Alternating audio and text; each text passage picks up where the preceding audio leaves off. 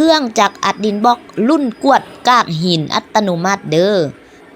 นี่เป็นขั้นตอนการลำเลียงหินทรายหลังจากโม้ผสมปูนผสมแล้วเนาะสายพานมันจะขนส่งมาไว้ยุ้งโต้งปูนนี่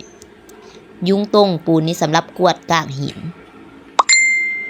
มันจะมากวดอยู่บนแม่พิมพ์นี่แหละแล้วก็อยู่ข้างเครื่องจักรนี่มันตู้ไฟเด้อเป็นตู้ควบคุมระบบสำหรับเฮายืนกดปุ่มทางห้านเฮาจะมีสร้างไปติดตั้งให้เด้อไปสอนวิธีนำไส้นำพาลูกค้าพาลูกค้าไส้จนกว่าที่ลูกค้าจะนำไส้เป็นและนอกจากนั้นเฮาก็ยังมีบริการหลังการขาย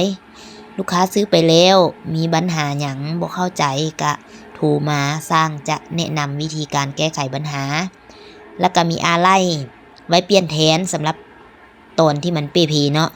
เครื่องจักรทุกรุ่นเลยซื้อไปแล้วใช้ไปดูแล้วมันจะต้องมีการเปผีสำคัญก็คือเฮาต้องมีอะไหล่เปลี่ยนแทนแล้วก็มีสร้างแนะนำว่ามันจะแก้ไขจังใด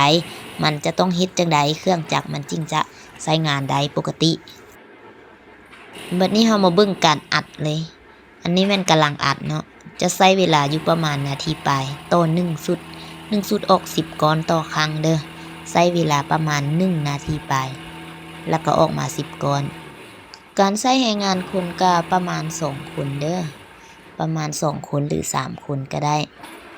ใช้งานง่ายเครื่องนี้นะอันนี้ผลงานเลยออก10ก้อนต่อครั้ง